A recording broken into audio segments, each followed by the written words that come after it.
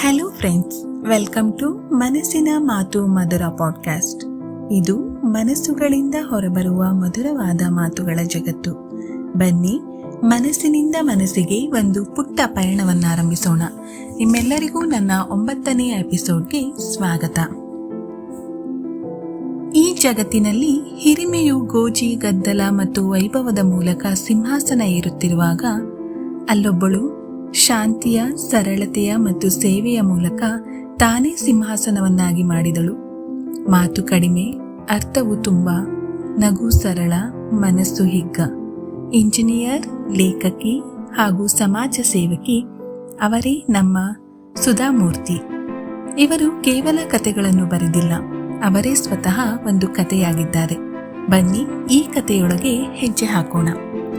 ಸುಧಾಮೂರ್ತಿಯವರು 1950 ಆಗಸ್ಟ್ 19ರಂದು ಹಾವೇರಿ ಜಿಲ್ಲೆಯ ಶಿಗ್ಗಾವಿ ಎಂಬ ಊರಿನಲ್ಲಿ ಡಾಕ್ಟರ್ ರಾಘವೇಂದ್ರ ಕುಲಕರ್ಣಿ ಹಾಗೂ ವಿಮಲಾ ಕುಲಕರ್ಣಿಯವರಿಗೆ ಜನಿಸಿದರು. ತಂದೆ ವೃತ್ತಿಯಲ್ಲಿ ವೈದ್ಯರು ಹಾಗೂ ತಾಯಿ ಶಿಕ್ಷಕಿ. ಬಾಲ್ಯದಿಂದಲೇ ಪುಸ್ತಕಗಳ ಬಗ್ಗೆ ಹೆಚ್ಚಿನ ಆಸಕ್ತಿ, ಕಲಿಯುವ ಹಂಬಲ ಹೊಂದಿದ್ದರು. ತಮ್ಮ ಪ್ರಾಥಮಿಕ ಹಾಗೂ ಪ್ರೌಢ ಶಿಕ್ಷಣವನ್ನು ಶಿಗ್ಗಾವಿಯಲ್ಲೇ ಪಡೆದರು. ನಂತರ BVB ಕಾಲೇಜ್ ಆಫ್ ಇಂಜಿನಿಯರಿಂಗ್ನಲ್ಲಿ EEE ಇಂಜಿನಿಯರಿಂಗ್ ಪದವಿ ಪಡೆದು ಕಾಲೇಜಿನ ಮೊದಲ ಮಹಿಳಾ ವಿದ್ಯಾರ್ಥಿನಿ ಎಂದೇ ಗುರುತಿಸಲ್ಪಟ್ಟರು. ಪದವಿ ಪೂರ್ಣಗೊಳಿಸಿ ಗೋಲ್ಡ್ ಮೆಡಲ್ ಗಳಿಸಿದರು.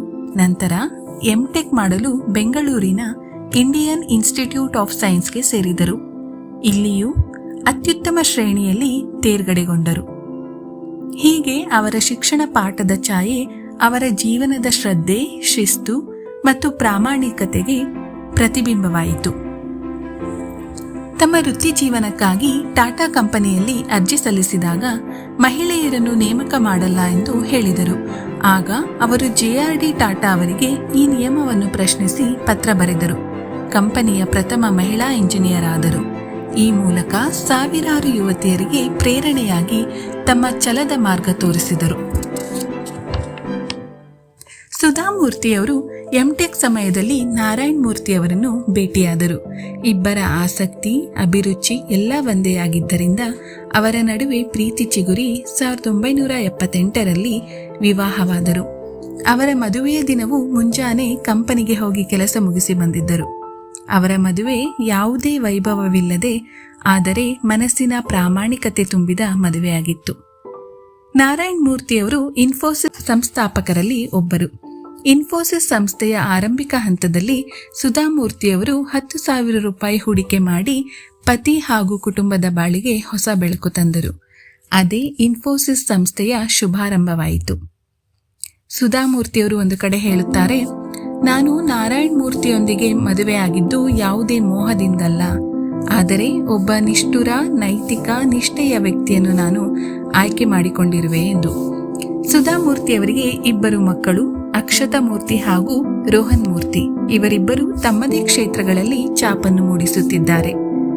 ಈ ಕುಟುಂಬದಲ್ಲಿ ಶಿಕ್ಷಣ, ಸರಳತೆ, ಸಮಾಜ ಸೇವೆ ಮತ್ತು ನೈತಿಕತೆ ಅತ್ಯಂತ ಪ್ರಮುಖ ವಸ್ತು. ಸುಧಾಮೂರ್ತಿಯವರು ಎಂದೂ ಹೆಮ್ಮೆ ಪಟ್ಟು ಹೇಳುತ್ತಾರೆ, ನಮ್ಮ ಮನೆಯ ಶ್ರೇಷ್ಠತೆ ಶ್ರೀಮಂತಿಕೆಯಲ್ಲ, ಆದರೆ ನಾವು ಕಲಿತದ್ದನ್ನು ಬೇರೆಯವರೊಂದಿಗೆ ಹಂಚಿಕೊಳ್ಳುವ ಮನಸ್ಥಿತಿ ಇದೆ. ಸುಧಾಮೂರ್ತಿಯವರಿಗೆ ಸಾಹಿತ್ಯ ಕ್ಷೇತ್ರದಲ್ಲಿ ಅಪಾರ ಆಸಕ್ತಿ. 40ಕ್ಕೂ ಹೆಚ್ಚು ಕತೆ, ನಾಟಕ, ಮಕ್ಕಳ ಪುಸ್ತಕಗಳನ್ನು ಕನ್ನಡ ಮತ್ತು ಇಂಗ್ಲಿಷ್ನಲ್ಲಿ ರಚಿಸಿದ್ದಾರೆ.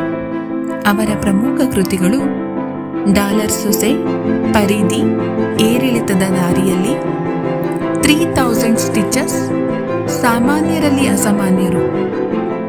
ಅವರ ಕಥೆಗಳು ಸರಳ, ನೈಜ ಮತ್ತು ಮೌಲ್ಯಪೂರ್ಣ.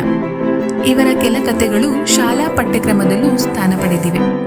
ಸುಧಾಮೂರ್ತಿಯವರು ಸಮಾಜ ಸೇವೆಯಲ್ಲಿ ಅಪಾರ ಕೊಡುಗೆಯನ್ನು ನೀಡಿದ್ದಾರೆ.